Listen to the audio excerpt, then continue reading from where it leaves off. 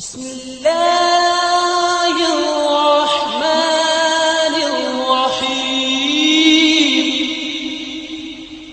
لڑو نہیں کسی سے، سکون سے، امن سے، شانتی سے رہو، ٹھیک ہے؟ لیکن کسی کا مذہب بھی قبول نہیں کرو۔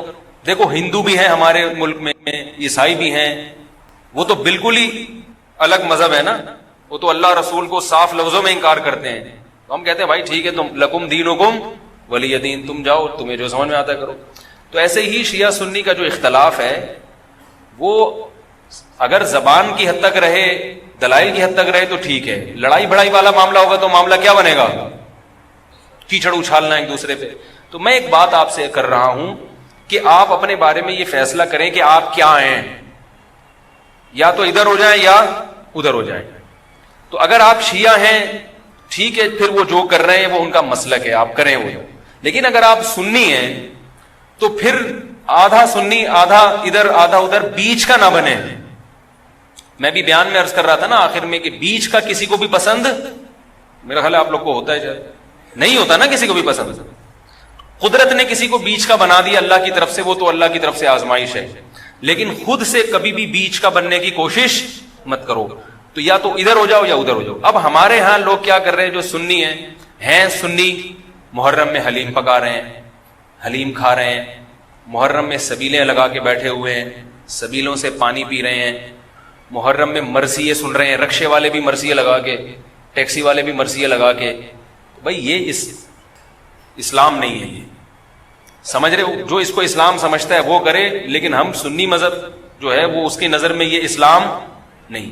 نبی صلی اللہ علیہ وسلم نے لعنت فرمائی ہے میت پہ نوحہ کرنے والوں پر، سمجھ رہے ہو؟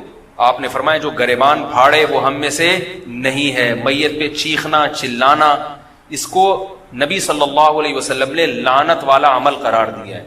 شہادت پہ چیخنا چلانا کسی کی، حضرت جعفر طیار رضی اللہ تعالیٰ عنہ اہل بیت میں سے تھے، وہ جب شہید ہوئے ہیں جوانی میں، ان کی 4 بیویاں تھیں، بیوہ ہو گئیں۔ معذرت کے ساتھ یہ میں ٹاپک نہیں لا رہا، جو خود سے آ رہا ہے اسے آنے دو۔ اب شہید ہی چار بیویاں ہی بیوہ ہوئی تھی، تو میں ان کو آپ کی خوش کرنے کے لیے ایک تو نہیں کر سکتا نا۔ ان کی 4 بیویاں کیا ہو گئی؟ بیوہ ہو گئی۔ تو جب ان کے گھر میں اطلاع ملی ہے کہ آپ کے جوان شوہر شہید ہو گئے، تو ان کے رونے کی آوازیں آئی ہیں، چیخنے چلانے کی آوازیں آئی۔ آپ صلی اللہ علیہ وسلم کو اتنا غضب آیا، آپ نے فرمایا کہ جاؤ خاک پھینک کر آ جاؤ ان کے منہ، اب ان سے کہو کہ اپنی آوازوں کو پس کریں۔ حضرت جعفر طیار بھی اہل بیت میں سے تھے، نبی کے سگے چچا کے بیٹے تھے۔ تو اہل بیت کی شہادت پر آپ صلی اللہ علیہ وسلم نے چیخنے چلانے سے، رونے سے منع کیا۔ اور حضرت جعفر طیار ظلمن شہید ہوئے تھے نا، ظلم ہوا تھا ان کے اوپر۔ تو اسی طرح ہم یہ کہتے ہیں کہ جیسے حضرت جعفر طیار اہل بیت میں نبی کے سگے چچا زاد بھائی، حضرت حسین نبی کے نواسے، تو جیسے حضرت جعفر طیار کی شہادت پہ چیخنے چلانے والے کو نبی صلی اللہ علیہ وسلم نے پسند نہیں کیا، حالانکہ ان کی بیویوں کا رشتہ، بیوی کا جتنا قریبی رشتہ اپنے شوہر سے ہوتا ہے، اتنا قریبی رشتہ ہمارا حضرت جعفر طیار یا حضرت حسین سے نہیں ہے۔ رشتہ یقیناً ہے مگر اتنا قریبی نہیں جتنا بیوی کا ہوتا ہے، اولاد کا ہوتا ہے۔ تو جب بیویوں کو رونے کی اجازت نہیں ہے، جو سب سے زیادہ متاثر ہوئی ہیں، تو ہم اور آپ کو حضرت حسین کی یاد میں چیخنے چلانے کی اجازت کہاں سے ہوگی؟ ہم زیادہ فنٹر بننے کی کوشش کیوں کر رہے ہیں بھائی؟ زیادہ آگے نکلنے کی کوشش کیوں کر رہے ہیں؟ یقیناً اہل بیت سے ایمان، اہل بیت سے محبت ہمارے ایمان کا جزو ہے، مگر اس محبت کا اظہار اس طرح سے کرنا ہے جس طرح سے اہل بیت سے محبت کا نبی نے حکم دیا ہے۔ نہیں آ رہی میرا خیال ہے بھائی، پولیس کی تو ضرورت نہیں ہے۔ جس طرح سے حکم دیا ہے بھائی، اس طرح سے اہل بیت سے محبت کرنی ہے، اپنی طرف سے نہیں کرنی آپ۔ تو پہلی بات تو یہ حدیث سمجھ میں آ گئی، اور آپ صلی اللہ علیہ وسلم نے چیخنا چلانا، گریبان پھاڑنا اور یہ سب کے منع کیا ہے۔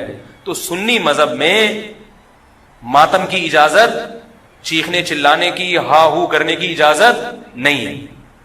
سمجھ رہے ہو بات کو؟ تو آپ یہ کام نہ کریں، مرثی آپ نہ سنیں، انہیں سننے دیں، انہیں کرنے دیں۔ آپ رکشہ ٹیکسی چلا رہے ہو، کہہ رہے محرم کے احترام میں گانے نہیں لگاؤں گا، مرثیے لگا دوں گا۔ بھائی نہ گانے لگاؤ نہ مرثیے لگاؤ۔ اور مرثیوں میں جس طرح سے اہل بیت کا نام لیا جاتا ہے، اس میں اہل بیت کی عزت نہیں ہے بلکہ اہل بیت کی توہین ہے۔ ہائے زینب، ہائے یوں، ہائے یوں۔ آپ اپنے گھر کی عورتوں کو چاہتے ہو کہ سڑک پہ ان کا اس طرح سے ہائے ہائے کر کے نام لیا جائے روڈ میں؟ جب ہم اپنی عورتوں کے لیے ایسی توہین برداشت نہیں کرتے، وہ عورتیں جن کے تقدس کی قسم اٹھائی جا سکتی ہے، جن کے ناخن بھی کوئی نامحرم نہیں دیکھ پاتا تھا، اہل بیت عورتیں تھیں، نبی صلی اللہ علیہ وسلم کی نواسیاں، نبی صلی اللہ علیہ وسلم کے خاندان کی عورتیں، حضرت حسین رضی اللہ تعالیٰ عنہ کے خاندان کی عورتیں، تو ان کے بارے میں میرے بھائی کیسے یہ برداشت کیا جا سکتا ہے کہ کوئی بھی چیخے چلائے، ان کا نام اس طرح سے توہین آمیز لہجے سے؟ اسلام نے اکرام سکھایا ہے، عزت اور احترام سکھایا ہے، اور عزت و احترام کے اصول اور آداب بھی سکھائے. تو اس لیے آپ لوگ یہ کام نہ کریں، جو کر رہا ہے اس سے بحث بھی نہ کریں. بولے میں ٹھیک ہے تمہارا مسئلہ ہے تو کوئی بات کر لو، ہم ہی نہیں کریں گے. تو یہ جو سبیلیں لگائی جا رہی ہیں، یہ کہا جاتا ہے کہ حضرت حسین کی یاد میں. یہ بھی ایک عجیب بات ہے، حضرت حسین رضی اللہ تعالیٰ عنہ اگر پیاس سے شہید ہوئے تو پانی پی کے یاد منائی جائے گی یا پانی سے اوائڈ کر کے یاد منائی جائے گی؟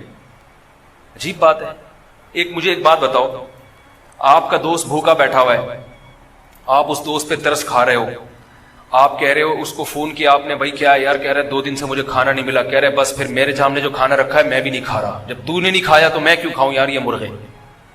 یہی ہوتا ہے نا یار، جب تو 2 دن سے بھوکا ہے تو میں بھی تو ایک وقت کا ناغہ کروں نا کھانے کا. لیکن آپ نے کیا کیا؟ آپ نے دوست کو فون کیا، تجھے کھانا ملا؟ کہہ رہے 3 دن سے بھوکا ہوں. آپ نے کہا یار بہت افسوس ہوا یار، ایسا کر 2 پراٹھے لے کر ہوٹل کے بیرے کو 2 انڈے لے آ اور 2 دودھ پتی لے آ. ویسے تو 1 پراٹھا کھاتا تھا، آج کتنے کھاؤں گا؟ 2 کھاؤں. دوست فون پہ کہہ رہا یار یہ آرڈر کا، کہہ رہا یار تو بھوکا ہے، تیری یاد میں کیا کروں گا؟ کھاؤں گا بھی اور پبلک کو بولوں گا آ جا بھائی تو بھی آ جا، یار تو بھی آ جا. یہ کامن سینس، میری جو سینس ہے بھائی، میں سنی ہوں تو مجھے یہ والا چیز صحیح لگ رہی ہے. اگر پھر بھی آپ کو امام حسین کی یاد میں آپ کہتے ہیں شربت پیئیں گے بھی پلائیں گے بھی، ٹھیک ہے آپ کو سمجھ میں آ رہا ہے، میں بندوق لے کے کسی کے پاس نہیں آؤں گا. لیکن مجھے جو یہاں ممبر پہ بٹھایا گیا ہے وہ بات کرنے کے لیے جو میری سمجھ میں آ رہی ہیں. کیا خیال ہے بھائی؟ تو اس لیے یہ سبیلیں چھوڑ دیں. پیاسے کو پانی پلانا یہ پورے سال سنت ہے، اور پیاسے کو پانی پلاؤ ایسی جگہ پہ جہاں پانی نہ ہونا. شہر میں سب جگہ پانی ہوتا ہے، سب جگہ پانی ہوتا ہے. تو یہ چھوڑ دیں، جو کر رہے ہیں ان کو کرنے دیں. چھوڑنے کا مطلب یہ نہیں کہ آپ جا کے بحث کریں. آپ یہ کام نہ کریں، نہ سبیل سے پانی پئیں نہ سبیل سے پانی پلائیں، کیونکہ لوگ اس کو اسلام سمجھ رہے ہیں جبکہ یہ اسلام نہیں ہے. سمجھ رہے ہیں؟ اس طرح محرم میں حلیم کا جو فلسفہ بیان کیا جاتا ہے وہ یہ بتایا جاتا ہے کہ حضرت حسین کو کچھ بھی نہیں ملا تھا، کھانے کو کچھ بھی نہیں ملا تھا، تو ہم اب سب چیزوں کا ایک مرغوبہ بنا کے پبلک کو کھلائیں گے، جس سے یہ پتا چلے گا کہ دیکھو حلیم میں گوشت بھی ہے تو حضرت حسین کو گوشت بھی نہیں ملا، حلیم میں چاول بھی ہے تو چاول بھی نہیں ملے ان کو، حلیم میں دال بھی ہے تو ان کو دال بھی نہیں ملی، حلیم میں جو بھی ہے تو ان کو جو بھی نہیں ملی. تو حلیم ایک ایسی ڈش ہے جس میں اتنی ساری چیزیں آتی ہیں کہ یہ ساری چیزیں ایک جگہ جمع کسی اور ڈش میں نہیں ہوتی. تو سب چیزیں کھلانے کا ہمیں ثواب مل جائے گا. یہ بھی وہی ہے کہ انہیں کچھ بھی نہیں ملا اور آپ ان کی یاد میں سب کچھ کھا بھی رہے ہو اور سب کچھ کھلا بھی رہے ہو حلیم کے نام. تو یہ بھی کامن سینس کی چیزیں نہیں ہیں، اس لیے چھوڑ دو اللہ کا واسطہ. لوگ کیا کہتے ہیں، میں محرم میں حلیم اس نیت سے نہیں پکا رہا، میں تو ویسے ہی پکا رہا ہوں. تو ویسے ہی تو نے سفر میں کیوں نہیں پکایا؟ ویسے ہی آپ ربیع الاول میں کیوں نہیں پکا لیتے؟ ویسے ہی آپ رمضان میں کیوں نہیں پکا لیتے؟ آج ہی ویسے ہی خیال آیا. تو بھائی چھوڑ دو. یہ اسلام خدا کی قسم بدنام ہو رہا ہے دنیا میں. غیر مسلم جب یہ اسلام دیکھے گا اس کو اسلام میں اٹریکشن نظر آئے گی، وہ حلیم کھانے کے لیے مسلمان ہوگا، وہ شب برات کے پٹاخوں کے لیے حلووں کے لیے ہوگا. نبی سے صحابہ نے پوچھا کہ اسلام کیا ہے، تو آپ صلی اللہ علیہ وسلم نے مختلف حدیثوں میں اس کا مختلف جواب دیا ہے. ایک جگہ فرمایا کہ اسلام ہے کلمہ شہادت، صرف ایک خدا ہے ہمارا، اور نماز قائم کرنا، زکوٰۃ ادا کرنا، حج کرنا اور روزے رکھنا. ایک جگہ فرمایا اسلام یہ ہے کہ تم غربا کا خیال کرو، ان تطعم الطعام، لوگوں کو کھانا کھلاؤ. یہ مطلب نہیں حلیم کھلاؤ، کھانے کا مطلب یہ کہ لوگوں کی بنیادی ضرورتیں سارا سال پوری کرو. اس کو سفر میں ضرورت ہے تو محرم کا انتظار مت. جب غریب کو موقع ملے، کبھی دیکھو محلے پڑوس میں رشتہ داروں میں کوئی غریب ہے اس کا خیال کرو. آپ سمجھ میں نہیں آ رہی میرا خیال ہے؟ اچھا، تو اسی طرح جو میں نے عرض کیا آپ کو، یہ جو قصے کہانیاں ہیں کربلا سے غیر ضروری واقعات، یہ میں نے بتایا کہ غلط ہوتے ہیں، ان کو بھی نہ سنا کریں آپ. ان کے غلط ہونے کی ایک دلیل تو میں بیان سے پہلے دے چکا ہوں. ایک اور دلیل کہ جو خطیب لوگ چاہے وہ شیعہ ہوں یا بعض سنی، سب میں ہیں ایسے لوگ. تو یہ غلط ہونے کی بڑی دلیل ایک اور یہ بھی ہے کہ اگر یہ قصہ خطیب لوگ جو حقیقی واقعہ ہے وہ بیان کرتے تو ایک ہی قصہ کئی بار انسان سن نہیں پاتا. نہیں آ رہی بات بھائی؟ یہ قصہ اب جیسے میں نے یہ قصہ آج بیان کر دیا، واقعہ بیان کیا، اب میں دوبارہ یہ واقعہ بیان کروں تیسری، آپ بولو گے یار تھک گئے مولوی صاحب، ٹاپک چینج کرو. لیکن آپ دیکھ رہے ہیں کہ جو خطیب لوگ ہیں وہ محرم میں پورا محرم ان کا یہ کربلا کا واقعہ بیان کرتے ہیں، لیکن لوگ تھکتے نہیں ہیں. اس کا مطلب ہر واقعہ اور ہر تقریر دوسری تقریر سے جدا اور منفرد ہوتی ہے، ورنہ پبلک سنے گی نہیں. کتنی مضبوط دلیل دے رہا ہوں آپ کو. اس کا مطلب ہے ہر خطیب کو پبلک کے لیے اس بیان کو اٹریکٹیو بنانے کے لیے اس واقعے میں تھوڑا سا ٹماٹر اور دہی کا تڑکا لگانا پڑا. کبھی وائٹ کڑھائی ہوگی دہی والی، کبھی ٹماٹر والی کڑھائی ہوگی، کبھی گرین کڑھائی ہوگی. تو کڑھائی کا تڑکا چینج ہوگا تو پھر صبح کی کڑھائی دوپہر کھا سکتے ہیں، رات کو بھی کڑھائی کھا سکتے ہیں، ورنہ دوپہر جب آپ نے کڑھائی کھا لی رات کو وہ کڑھائی آپ نہیں کھاؤ گے. انسان ایک دفعہ کھا کے دل بھر جاتا ہے اسے.